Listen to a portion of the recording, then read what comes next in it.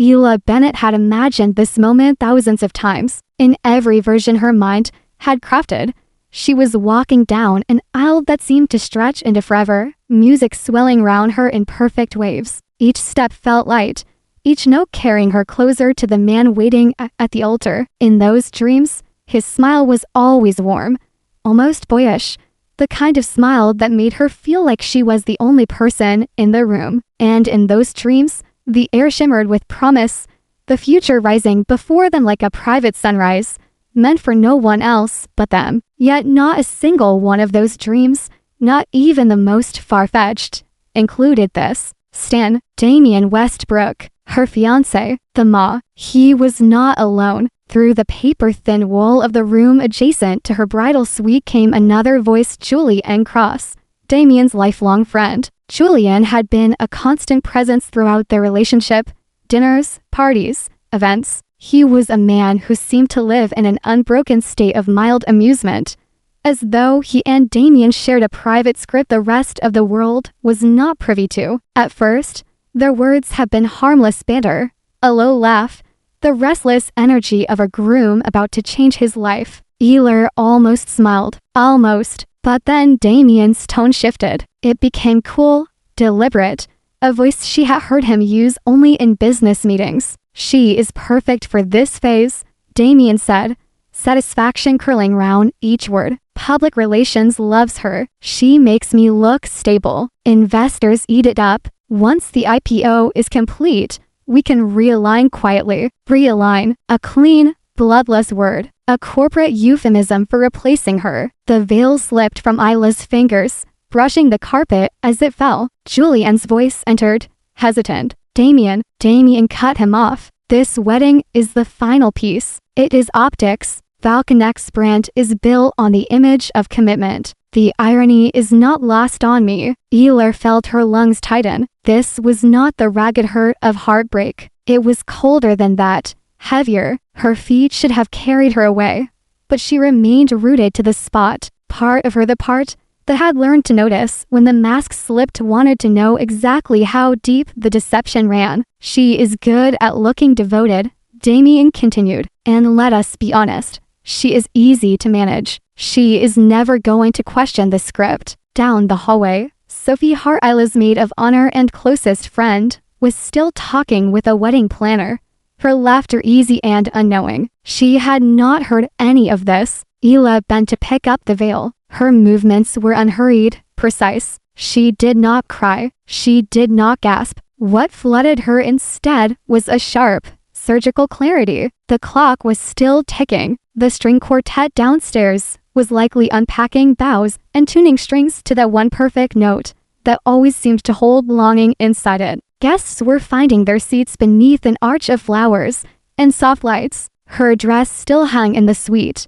a flawless promise designed for a woman who no longer existed. She turned and walked back to her suite. She did not storm into the adjacent room. She did not demand an explanation she knew would be wrapped in polished lies. This was not the time for confrontation. This was the time to take back the pen that had been writing her life without her consent. Inside, everything remained perfect. Roses ranged, champagne chilling, gown waiting. The set was ready for the bride. Damian thought he had shaped the one who would play her part and keep the script intact. Ela sat before the mirror. The woman looking back at her was poised, styled, beautiful, but in her eyes there was something new. This was not about revenge. Not yet. It was about reclaiming her own story. She reached for her phone and sent a handful of messages, each one deliberate. One to Sophie, asking her to come to the suite alone. Another to a discreet contact in the press who had RSVP'd to the wedding.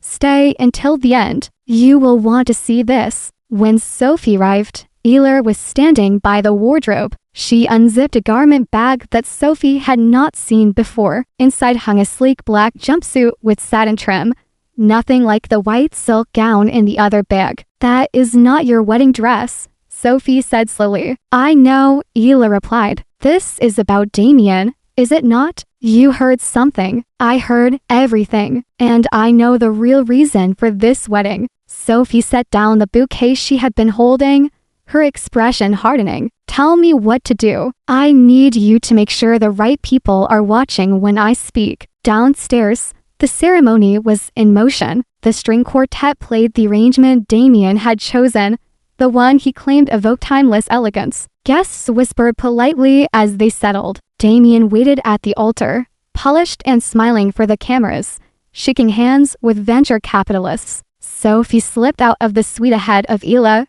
phone in hand, sending messages to media contacts. The instructions were simple: keep your cameras ready. When the doors to the ballroom opened, it was not the bride they expected who stepped inside. Ila entered alone, the black jumpsuit a striking contrast to the pale flowers and gold accents of the room. She did not carry a bouquet. No one walked her down the aisle. Her heels clicked against marble in a steady rhythm as every head turned. Damien's smile froze, then faltered. His eyes narrowed as Ila stopped halfway to the altar. Instead of taking her place beside him, she turned to face the crowd. "I want to thank you all for coming," she said, her voice calm, clear. "I know this is not what you expected to see today, but there is something I need to share with you. Something I heard 30 minutes ago." She reached into her pocket and withdrew a folded page. She handed it to the event videographer, who had already begun live streaming. "What you are about to hear may shock you. It shocked me. This was never meant to be a wedding. It was a transaction, a public relations stunt. A carefully orchestrated lie in which I was supposed to play the perfect supporting role." Gasps rippled through the room. Damien took a step forward, lowering his voice. "Ila, we can talk about this." "Not now," she cut in without looking at him. "You have had your time. This is mine." She looked back to the guests. "I will not marry a man who calls me a strategy, who describes me as easy to manage, who never once saw me as an equal, only as an asset to be leveraged." Valconnect claims to be built on the idea of genuine connection, but behind the curtain, it is manipulation, image control, market performance over meaning. I believed in Damien Westbrook because I wanted to, because he showed me just enough to feel seen. But loving someone who sees you as a means to an end is not love. It is exploitation dressed in promises. At the back of the room, Sophie held her phone high. The stream was spreading. Hashtags were already forming. "You could have chosen truth," Ila said to Damien. "You could have chosen authenticity. Instead, you chose performance. So, I am giving the audience a better story, one that is real." She stepped down from the platform and walked the center aisle, her steps steady. She did not look back. Outside, the cool air met her like the first clean breath after years underwater. Reporters moved toward her, questions ready. She ignored most of them until one young journalist approached quietly. "Ila, is it true?" She placed a small flash drive in the woman's hand. "There is more. Financial records, internal messages. Use them wisely." Then she walked on, Sophie beside her. No car waited, no entourage, just the sound of her own footsteps, steady and sure. Inside the ballroom, Ila's Julian cross-shifted beside him. Damien's mother sat in the front row, her posture perfect, her expression unreadable. Her hands, however, twisted the clasp of her handbag with a tension she could not disguise. She had never been warm toward Ila. After several long seconds, Damien stepped down from the platform and gestured sharply to his staff. "Clear the room." But no one moved quickly. Guests were still processing. Some were discreetly replaying the live stream on their phones. Others were already sending messages. Outside, Ila and Sophie walked down the hotel's front steps without looking back. The late afternoon light cut across the driveway, catching in Ila's hair. Her stride was neither hurried nor hesitant. She felt each step as if it was placing her farther and farther outside of someone else's story. Cameras followed but did not close in. There was a gravity to her expression that made people hesitate to break the moment with shouting questions. Halfway down the steps, a young journalist approached carefully. "Ila, is it true?" she asked in a voice just above a whisper. Ila stopped long enough to press the flash drive into her hand. "There is more. Financial records, Slack logs, internal memos. Use them wisely." Then she kept walking. The floral arch, the staged photo areas, The vintage cars waiting for photographs, she passed them all without a glance. No limousine awaited her. No grand exit had been ranged. Only Sophie at her side, the hum of distant conversation behind them, and the quiet pride of someone who had chosen herself. 30 minutes later, the livestream clip had already been cut, shared, and dissected on every platform that would host it. The Ralvo surged to the top of trending lists. One tweet read, "She said no to a billionaire and yes to herself." Another simply said, "The wedding that became a reckoning." Commentators were quick to label it a PR extinction event.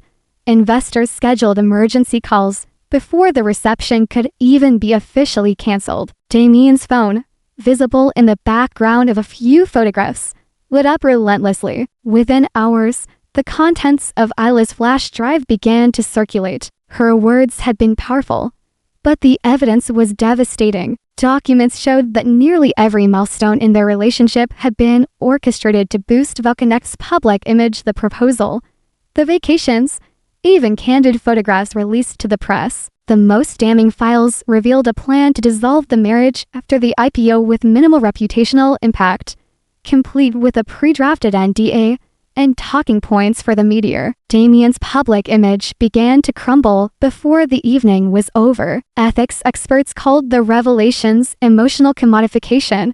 Feminist publications began referring to Isla as a symbol of narrative reclamation, but Isla herself was nowhere to be found. Within 24 hours, she was gone from California. Sophie drove the first leg north, both of their phones turned off. They crossed the Oregon border under a slate gray sky, the road stretching ahead through miles of evergreen forest. No billboards, no news crews, no whispers, just the steady hum of the engine and the occasional sound of rain against the windshield. 2 hours from her hometown, on the edge of a lake, Isla had rented a small wooden cabin. It was simple, a porch facing the water, a fireplace, and enough space to breathe. That first night, Sophie lit a fire while Isla unpacked. Neither spoke much. It was not the silence of distance.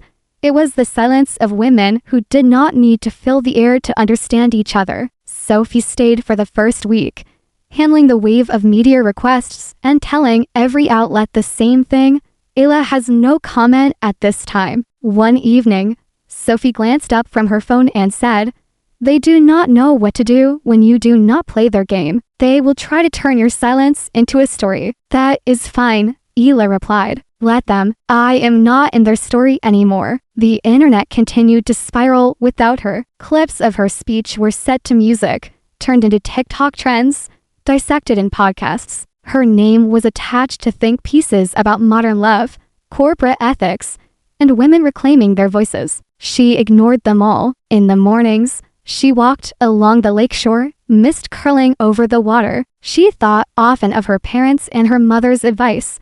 The bravest thing you can do is walk away before someone writes the ending for you. One rainy afternoon, unpacking a box she had not touched in years, she found an old sketchpad. Inside were designs from her early college days, airy spaces filled with natural light, built for community art projects. One sketch stopped her. It was of a converted barn, with wide windows and long tables for workshops. That night, she showed Sophie. "I want to build this," she said. "A place for women like me, a place to come back to yourself." Sophie smiled without hesitation. "Then we will start tomorrow." Within weeks, they found the property, an old barn outside Ashland, once used for weddings. The irony was not lost on either of them. It needed work, but the structure was solid. With help from local builders and volunteers, they began transforming it. When the first retreat opened, 8 women arrived. Some were fresh from breakups. Some were escaping controlling relationships. Some simply needed to remember who they were outside of someone else's expectations. They shared meals, painted, walked the surrounding fields. They sat by the fire and spoke or stayed silent. Slowly, they began to rebuild. And so did Isla. The barn smelled faintly of cedar and fresh paint. The wide new windows, framed in sturdy timber, opened the space to the soft morning light, scattering gold across the polished wooden tables. On the far wall, a mural bloomed slowly. its edges alive with the brushstrokes of many hands, colors swirling together, broken phrases in different handwriting styles.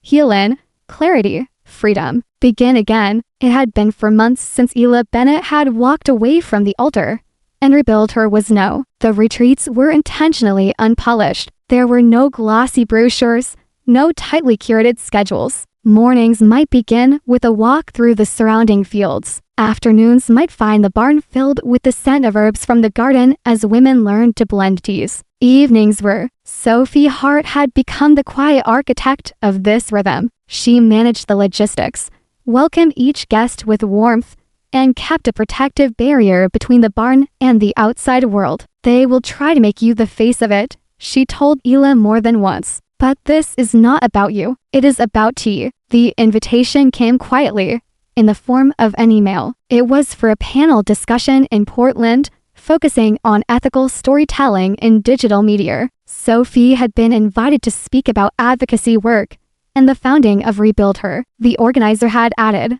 almost as an afterthought, if Ela would like to attend, we would be honored to have her in the audience. At first, Ela intended to decline. She had no interest in stepping back into the public light, no desire to breathe in the recycled air of panel rooms and media chatter. But the subject ethical storytelling touched something deep in her. It was, in essence, what she had been denied and what she had fought to reclaim. I will go, she told Sophie, but only to listen. The auditorium was modest, the kind of space that smelled faintly of old paper and coffee from the lobby kiosk. Ela sat in the third row, her hair pulled back, a dark green sweater wrapped softly around her. She listened as the panelists discussed the responsibilities of media platforms, the fine line between narrative and exploitation. Then a panelist brought up the Valconnect scandal without naming her. The question followed. How do we rebuild public trust in platforms built on illusion? The room fell into a brief silence. The moderator's gaze drifted toward her. Miss Bennett, would you like to add something? Sophie leaned in and whispered, you do not have to. Ela remained still for a heartbeat longer. Then she rose. The microphone felt heavier than she expected, its weight balancing in her hand. She did not rush, did not attempt to charm the audience with an opening smile. She simply looked out at the room and began. When people hear the word betrayal, she said, they imagine fire, rage, destruction. But sometimes betrayal feels quiet. It feels like watching someone paint a version of you that does not exist, and then selling it as truth. That was the beginning of my undoing, but it was also the beginning of my becoming. Her voice was calm, unwavering. She spoke not about Damien, but about authorship, the right to hold the pen to one's own story, to refuse edits made for the comfort or profit of someone else. When she sat down, the room remained still for a moment before erupting in applause. That night, a journalist in the audience posted a short video clip of her words. By morning, it was circulating widely, not because of scandal this time, but because of grace. A week later, he appeared. Ethan Hill arrived with a clipboard under one arm, dust on his jeans, and the faint scent of sawdust on his jacket. He was an old friend from Isla's university days, someone who had always been steady, quietly observant, never the loudest in the room, but often the most grounded. He had heard about Rebuild Her and had offered to help. Over the weeks that followed, their paths crossed often, painting benches, carrying lumber, sharing coffee on the porch before the day began. Ethan never asked about the wedding, never even hinted at the scandal. Instead, he asked about the barn's design, the purpose behind each choice, the kind of feeling Ela wanted visitors to take with them when they left. It was the absence of performance that drew her in. With Ethan, she never felt like she was being assessed for optics. She felt, simply, seen. By early summer, the barn had shed its early edges of construction and now breathed with a steady rhythm of life. The mural on the far wall had expanded, layer upon layer, as each retreat added new words, new colors, and new shapes. Outside, the garden Ethan designed was coming alive. Lavender brushed against the edges of the pots. Rosemary filled the air with its crisp scent, and the maple trees cast wide pools of shade over newly built benches. Ethan had placed the benches deliberately, so people can sit without feeling they need to do anything. He explained one afternoon as he set the last one into place. Sometimes rest is the work. He never lingered after a task was done. He would wipe his hands on his jeans, give a small nod, and move on to the next project. But Illa noticed the way he slowed his steps when a retreat guest stopped him to ask about a plant, the way he listened without rushing, the way his presence alone seemed to settle the space around him. One afternoon, Sophie walked into Isla's office carrying a cardboard box that looked as if it had been through several hands before reaching the barn. "You are going to want to see this," she said, setting it down with a soft thud. Inside were letters, dozens of them, some typed neatly, others handwritten on whatever paper the sender had available. Some came from across the state, others from halfway around the world. Ila sat and began to read. A nurse in Ohio wrote about ending a 10-year engagement to a man who had never shouted, never hit, but had made her shrink inside herself until she could no longer recognize her own thoughts. A lawyer in Sao Paulo described walking away from a wedding planned to cement a business alliance between families. A woman in her 60s wrote in flowing cursive, "Thank you for showing us that walking away is not failure, it is freedom." By the time Ela reached the bottom of the box, the sun had shifted across her desk, turning the letters golden. She folded each one carefully and placed them into a drawer beside her desk, a quiet archive she could touch whenever the weight of the work threatened to pull her under. The second retreat of the summer brought 12 women to the barn. The days unfolded slowly. Morning walks, shared breakfasts, painting sessions where silence was just as welcome as conversation. In the evenings, they gathered in the garden to watch the light fade. Ethan was there most weekends, repairing tools, tending the herbs, or simply sitting on the porch with a mug of tea. Sometimes Ela caught him watching the women from a distance, not in judgment, but in a quiet kind of respect. One evening, Sophie found Ela leaning on the porch railing, her eyes following Ethan as he checked the alignment of a new trellis. "You trust him," Sophie said. "I do," Ela replied, without hesitation. It was a simple truth, but one that carried more weight than any vow she had ever spoken. Autumn arrived early, brushing the garden with shades of gold and rust. The mornings carried a crisp bite, and the lake mirrored the pale blue of the sky. Inside the barn, the stove burned low, its warmth seeping into the wood-paneled walls. By now, Ethan had become part of the heartbeat of the place. His work was steady, unobtrusive, and essential. He fixed what needed fixing before anyone noticed it was broken. He built what was needed without being asked. He seemed to understand the space not just as a building, but as something living. One cool afternoon, as Eler was arranging flowers in the common room,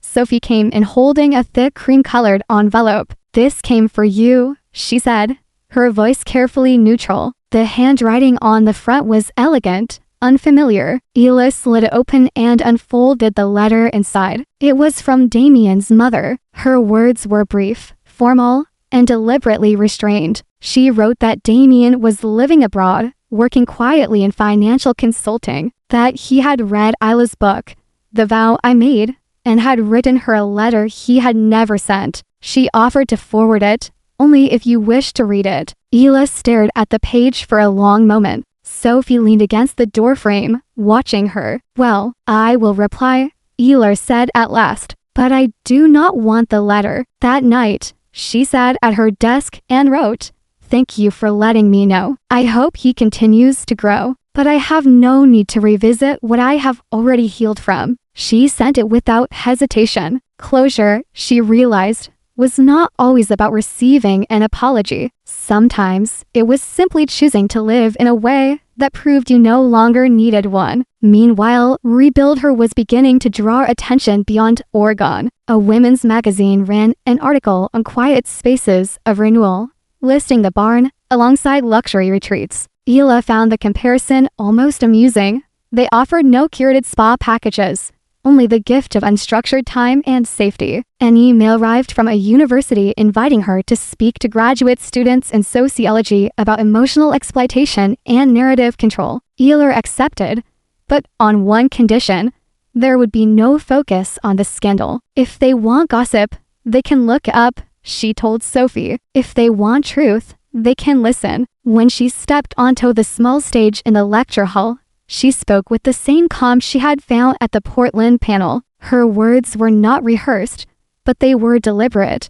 She told the students that truth-telling was not about revenge, it was about reclamation. Afterward, several students stayed behind to thank her. One young woman said quietly, "You made me feel like I can rewrite my own story." Eiler walked back to her car in the fading light, thinking that perhaps this was what real success looked like, not the headlines, not the applause, but the way someone's posture shifted when they felt seen. The October retreat was the largest Eiler had hosted yet. 15 women arrived, each carrying a weight that could not be seen. Some had left long relationships. Others had walked away from careers that had consumed their identities. A few did not even have the words for why they were there. The garden had shifted into its autumn colors: deep golds, burnt orange, the last bursts of green clinging to the herbs. Ethan had spent the morning stacking firewood for the evening's bonfire. By dusk, the women gathered in a wide circle around the flames.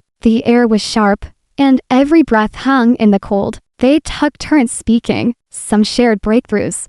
Others sat silently, listening. Even those who remained quiet seemed lighter as the night deepened. When the last of the group drifted toward their cabins, Ethan stayed by the fire. Eiler joined him, pulling her coat tighter. They sat in silence for a while, watching the embers pulse. "You never talk about what you want next," he said finally. "Not for Rebuild Her, not for us. You." Eiler poked gently at the fire with a stick. "I used to think I wanted recognition. Then I wanted distance. Now I think I just want to keep choosing peace." Ethan nodded slowly. "Then let us build around that." A week later, on a quiet morning, he arrived at the barn with something wrapped in linen. He handed it to her without ceremony. Inside was a silver pendant in the shape of a compass.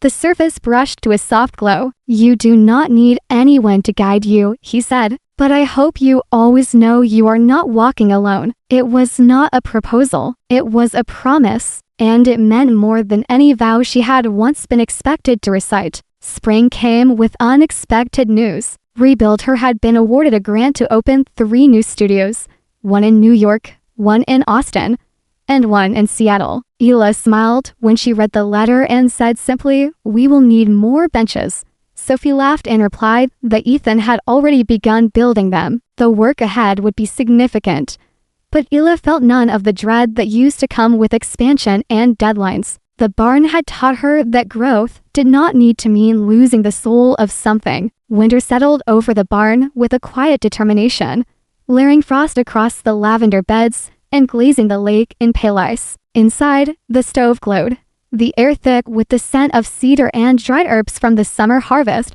The grant money had already begun to move. Renovations were underway in New York, Austin, and Seattle. The original barn remained the heart of Rebuild Her, but its pulse was now felt beyond Oregon's borders. Eiler traveled less than Sophie expected she would, choosing instead to pour her energy into keeping the core alive. On the final evening of the winter retreat, the women gathered outside for the closing bonfire. The snow from earlier that day had left the ground damp and the air sharp enough to sting the lungs. The flames cracked and roared, sending sparks spiraling into the dark sky. The women spoke in turns, their voices mixing with the sound of the fire. One of the youngest attendees, a woman barely into her 20s, asked softly, "What would you say to your past self, the one standing outside the hotel door before everything fell apart?" Eiler did not answer immediately. She stared into the heart of the fire, watching the logs shift and settle. Finally, she said,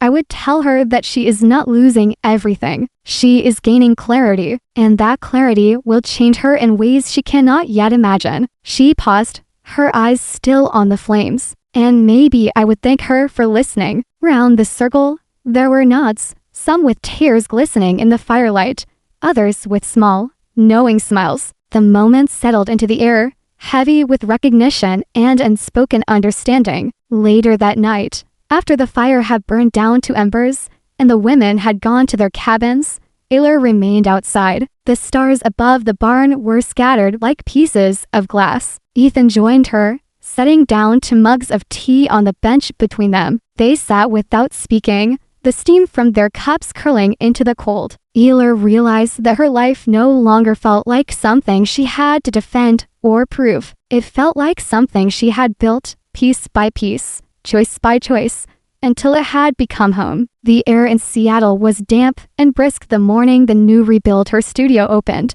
The space had once been a brick warehouse, its bones solid, but its spirit worn. Now, it smelled faintly of fresh paint and cedar from the new wooden frames. Large windows opened the rooms to a soft, gray light, while the back garden designed from Ethan's sketches offered winding gravel paths, beds of herbs, and a cedar pergola sheltering a small seating area. It was the first time Ayla had traveled for a rebuild her opening. The crowd that gathered was a mix of community members, volunteers, and women who had followed the story of the barn and wanted to see this next chapter for themselves. Ayla moved among them with her steady calm, introducing facilitators, answering questions, and watching as guests explored the space. Midway through the afternoon, Sophie approached. Her voice was quiet but clear. "Someone from Damien's old investor circle is here. No press badge, just blending in." For a heartbeat, Ayla felt the faint echo of the hotel corridor from years ago, the rush of awareness, the sharpened edges of focus. But it passed as quickly as it came. She did not approach the visitor. She did not ask questions. If they wanted to speak to her, they would have to do it on her terms. They did not. By the end of the day, she had almost forgotten they had been there. That evening, after the last guest had left, Ayla found Ethan in the garden, sitting on one of the benches he had built. The string lights overhead cast a gentle glow, making the damp leaves shine. "You have been quiet," he said. "I saw someone today connected to my past," she replied, "and I realized I did not feel anything. No anger, no fear, just nothing." Ethan smiled faintly. "That sounds like peace." He reached into his coat pocket and handed her a folded sheet of paper. Inside was a hand-drawn map of the garden, with small notes in the margins. "Bunch here for morning sun. Plant jasmine for late summer bloom. Keep path wide enough for 2 people to walk side by side. Thought we might keep building," he said simply. Ayla traced the lines of the drawing, feeling that quiet certainty again, the kind that did not need declarations to be real. "We will," she said. It was a quiet February morning at the barn. Frost clung to the garden pots, and the lake shimmered with a thin layer of ice under the pale winter sun. Ayla was at her desk, sorting through the day's mail, when she saw a thick envelope with no return address, her name written in block letters. She slid it open carefully. Inside was a single folded sheet of paper. "Ayla, I understand now. Not everything, but enough. I hope someday I can become someone who means well and does no harm. Thank you for making your truth visible. It made mine impossible to ignore." There was no signature, but she knew. Her fingers lingered on the page for a long moment before she placed it in the drawer with the other letters she kept. She did not keep them for sentiment, but as a quiet record of the journey she had taken. She felt no urge to respond. She did not need to. Forgiveness, she understood, was not always a gift you handed to someone else. Sometimes, it was simply living in a way that proved the wound no longer defined you. That afternoon, she found Ethan in the greenhouse, sleeves rolled up, hands deep in the soil. He was transplanting lavender into clay pots for the upcoming spring retreat. Without a word, she joined him, kneeling beside the potting table. He handed her a small plant, and they worked together in the quiet rhythm they had built over months. "Do you ever think about how different things could have been?" she asked after a while. Ethan glanced at her, then back to the plant in his hands. "Different does not always mean better. I think this is better." She looked at him, saw the honesty there, and knew he was right. This life was not born from perfection. It had been carved from the debris of something broken and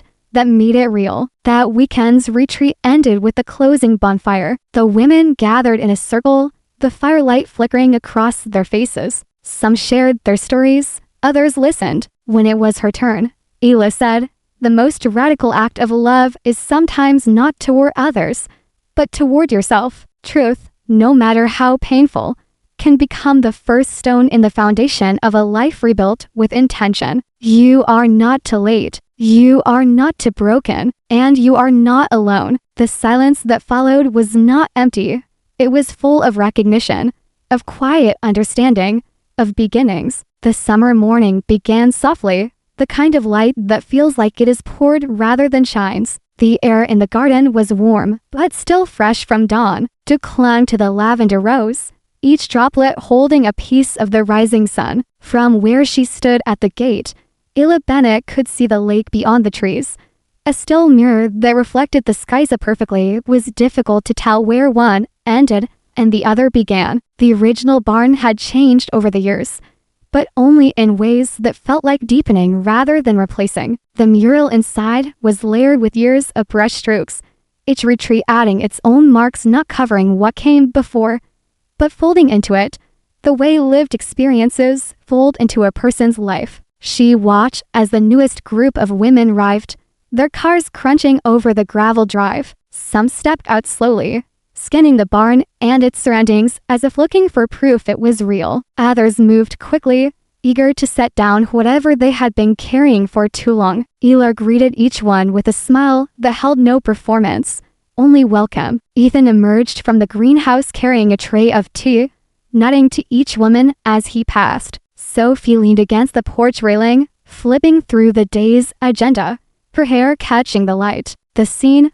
to an outsider, might have looked unremarkable, a simple rival at a retreat. But Ela knew how much unseen work had gone into creating a place where people felt safe enough to unravel. By midday, the barn hummed with life. Some women sat by the windows, writing in journals. Others worked quietly in the art room, their hands moving over clay or canvas. A few walked the garden paths, pausing to touch the herbs, to breathe in their scent. Ela moved between spaces, checking in gently without disrupting the flow. She knew by now that healing did not need to be orchestrated, it needed to be allowed. After the lunch dishes had been cleared, Ela retreated to her office for a few moments of quiet. On her desk sat a stack of thank you notes waiting to be written. Donors who had supported the expansion of Rebuild Her, volunteers who had given their time without asking for recognition. Her eyes fell on the framed photograph beside her lamp. It was not of her and Ethan, nor of the barn, nor even of the garden in bloom. It was a photograph of the dress she had never worn. The photographer, hired for the wedding that never happened, had captured a hanging in soft light, its folds falling like water. For a long time, she had considered putting the photograph away, thinking it was a relic of pain. But now she kept it where she could see it. It was not a reminder of loss. It was a marker of the moment she had chosen herself, a moment that had set every step after into motion. Later that afternoon, she joined Ethan in the garden. He was kneeling in the dirt, planting a new row of lavender along the path. The sun was dipping low enough to soften the heat, and the air was thick with the scent of warm earth. She knelt beside him without speaking, the familiar weight of the trowel fitting into her hand. After a few minutes, she asked, "Do you ever think about how different life would have been if I had not heard what I did that day?" Ethan paused, wiped his hands on his jeans, and looked at her. Then he glanced toward the sky, as if choosing his words from somewhere just above them. "Life would have continued," he said, "but not like this. Not with this clarity, not with this peace." She felt the truth of it settle between them like another planted seed. That evening, the group gathered for the opening circle of the retreat. They sat outside, the golden light of sunset brushing over the field. Each woman introduced herself, sharing as much or as little as she wanted. Ela listened, noting the tremor in some voices, the steadiness in others. When it was her turn, she said, "This place is not here to fix you. You are not broken. You may feel lost. You may feel tired, but you are whole. Sometimes we just need a place to remember that." She watched the way some of them leaned back in their chairs, as if exhaling for the first time in days. After the circle, as stars began to prick through the sky, Ayla walked the path down to the lake. The water was calm, reflecting the moon's early rise. She stood there for a long while, thinking about the years between the hotel corridor and this shoreline. There had been moments she thought she might not find her way forward, times when silence felt heavier than the noise she had left behind. But step by step, choice by choice, she had built something, not a monument to what had been lost, but a home for what could grow. She thought about the women who had come through rebuild her, the way they arrived with shoulders drawn tight and left with lighter steps. She thought about Sophie's unwavering loyalty, about the letters that still arrived from strangers, about Ethan's steady presence, and she thought about that one day when she had overheard the truth, a day that had felt, in the moment, like an ending. Now she knew it had been the opening chapter of the life she truly wanted. When she returned to the barn, Ethan was waiting on the porch. He held out a mug of tea, still steaming, and they sat together without speaking. The night sounds rose around them, the chirp of crickets, the rustle of wind in the trees. After a while, Ayla said quietly, "Sometimes I think people expect a love story to be about being chosen by someone else. But I think the most beautiful one is when you choose yourself, again and again, until it becomes home." Ethan glanced at her, the corner of his mouth lifting in a smile that needed no reply. They sat until the tea cooled, the stars overhead spilling across the sky. And in the stillness, Ayla felt not the satisfaction of victory, nor the high of defiance, but something far rarer, the quiet joy of a life reclaimed.